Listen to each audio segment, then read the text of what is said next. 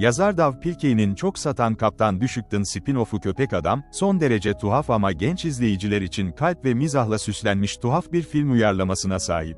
Konusu bir korku filminden koparılmış olabilir. Kendini işine adamış bir polis memuru ve sadık köpeği, sözde baş düşmanları tarafından paramparça edildikten sonra birbirlerine eklenirler. Evet, doğru okudunuz. Kürk yüzlü kahramanımız, artık baş parmaklarıyla dik yürüyebiliyor, sadece havlayıp havlayabiliyor ama yine de Okay şehri sakinlerinin en iyi polisi ve sadık dostu. Dogman'e yeni başlayanlar için kısa bir ön bilgi, ilk perdenin kafa karıştırıcı anlarına bağlam katacaktır. Genel ortamın bir adı var, belirli bir yerin hikayede bir anlamı olmadığı sürece diğer her şey genel bir sokak ve depo olarak listeleniyor. Kötü adamın sığınağı bile neon ışıkları ve yerini gösteren işaretlerle bu şekilde tasvir ediliyor. Onu bulmanın zor olması gerekiyor, bu yüzden kahkahaların nerede gerildiğini görebilirsiniz. Süper Cop.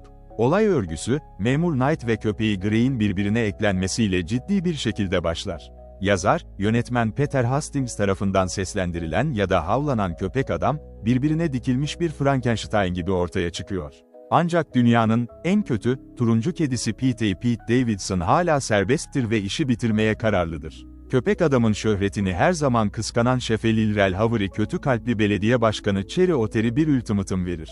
Pete'yi sonsuza dek parmaklıklar ardında tutabilecek birini bul, yoksa ikisi de işsizlik sınırında olacak. Bu arada, Pete'nin hayal kırıklıkları onu şaşkına çevirir. Sonunda lanetli köpek adamdan kurtulmak için başka hangi makineyi icat edebilir? Şimdiye kadar hiçbir şey işe yaramadı. Kendini klonlamak gibi, parlak bir fikir, hem Pete hem de salyalı hedefi için dramatik değişiklikleri zorlayan beklenmedik sonuçlar doğurur. Köpek Adam şaşırtıcı bir şekilde insan-köpek melezinin karşılaşacağı sosyal sorunları ele alıyor. İnsan sevgilisi onu terk ettikten sonra yalnız kalan kahramanımızın mızmızlandığı sahneler aslında oldukça üzücü. Bu mantıklı, filmin onu hikayede nasıl tutabileceğini hayal etmek pek çocuk dostu değil köpek adamın mutlu bir şekilde yüz yalamasının bambaşka bir anlamı olurdu. Yine de, üretken bir animasyon yapımcısı Kung Fu Panda, Legends of Awesomeness, Teenage Mutant Ninja Turtles ve yönetmen The Country Bears olan Hastings, yetişkinlerin ilgisini çekmeye çalışmak için onlara biraz yaramaz bir kemik atıyor.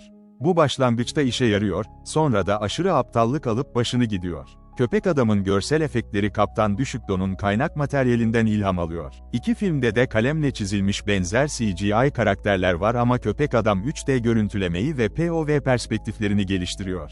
Pete, Köpek Adam ve diğer düşmanlar Okay şehrini öfkeli bir Godzilla gibi yerle bir ederken kovalamaca sahneleri oldukça keskin görünüyor.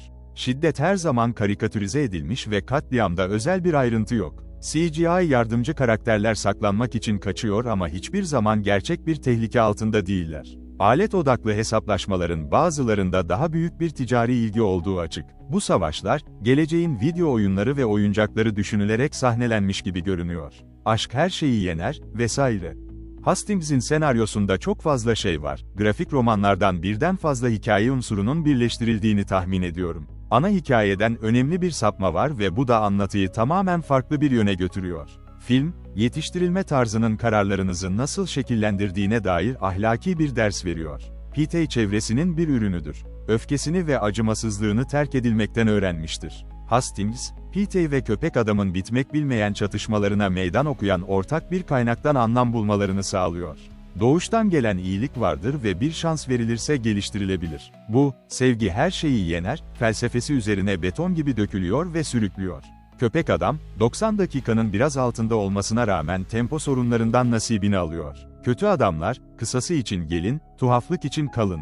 Kötü Adamlar, ana filmden daha eğlenceli ve anlaşılır olan muhteşem bir kısa filmle günü kurtarıyor. Tüm yıldızlardan oluşan seslendirme kadrosu, ekibin son şartlı tahliye toplantısına yetişmeye çalıştığı komik hikayede geri dönüyor.